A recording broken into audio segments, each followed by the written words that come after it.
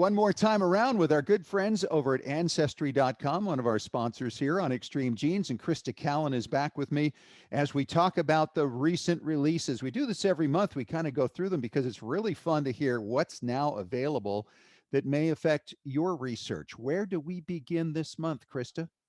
There's so many things to cover. And usually we talk about a lot of the new record collections, but this month we've made a lot of changes to the site based on user feedback. So I'd love to run through those. Sure. Let's start with the Ancestry Messaging Center. So for those of you who use Ancestry, you know that you can send messages and receive messages from other Ancestry users. That is actually, you can reply to a message and you can message any of your DNA matches for free. You don't have to have an Ancestry subscription.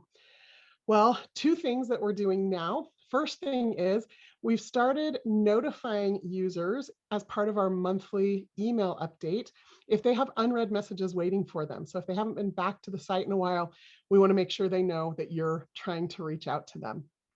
And Well, then the I think second feature, oh that's yeah, really go ahead. important stuff though too. I mean, really messaging with people that you find it can be really frustrating when you don't get any response, and really a lot of the time it's very simply the fact that they forgot about the message or they haven't looked in a long time. So that notification can make a big difference in maybe connecting with somebody who can have that key little bit of information to help you make your breakthroughs. Absolutely. Yeah. There's lots of data that we're getting in right now that's saying people are coming back just because we're providing them with that little alert. Because, like you said, sometimes they just forget. I do. I, Yeah. I have some unresponded messages I still need to respond to. Yeah, absolutely. But I love this idea of attaching photographs to the messages. I mean, that's a new thing, and that means we can stay right within the messaging system and the safety that that brings, that feeling of security as we work within the system instead of having to go to email addresses. Yeah. So one of the things that we found is that when people can connect with an image of a grandparent or a great grandparent that they never knew, a great uncle in a military uniform, whatever that may be, that emotional connection strengthens between them and the person that's messaging them and between them and their ancestors.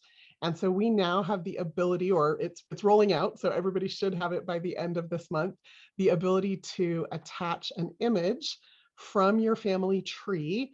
It needs to be specifically if it's a deceased person, and your tree needs to be public, obviously. You can share a photo directly through Ancestry messaging. And I do just want to point out that this is just phase one of where we're going with the kinds of things that you can send to one another in messaging to help facilitate that communication and those discoveries. That's really one of the challenges, isn't it, for all of you at Ancestry, is to try to figure out better ways to get people engaged and respond to one another. Because when those connections are made, I mean, there are lifetime friendships that are made and partnerships in research. I mean, it's a big deal, and it sure is a lot of fun. Yeah, absolutely. Yeah, so that's one new feature this month. The next one has to do with our Ancestry DNA match list. So for the 18 million plus people who've taken the Ancestry DNA test, one of the challenges has always been how to group that information effectively to be able to make discoveries. And that network effect and those shared matches in your DNA is really one of the powers that drives Ancestry DNA discoveries. So we rolled out just a few weeks ago the ability to add your matches to groups in bulk. So you used to have to do it one at a time. And when you're dealing with 20 or 30, or I think my mom has 70,000 DNA matches, that Oh, gets a little wow. tedious. So this bulk add should help speed up some of those discovery processes. Yeah. And then you've got the tree tags, some additional ones that are coming on. For sure. Yeah. So, in conjunction with the Dutch West Indies records that we just released, we recognized that we needed some My Tree tags to facilitate some of the discoveries that were being made.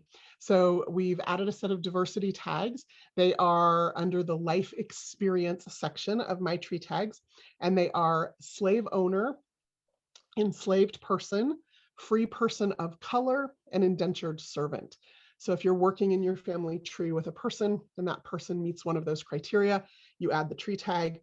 That allows you then to search your entire tree for people who have that particular tag on it. Helps you just coordinate your information a little better and possibly make some new discoveries. Wow. Great new stuff. Talk to you again next month, Krista. Thanks so much. Thanks. Talk to you later.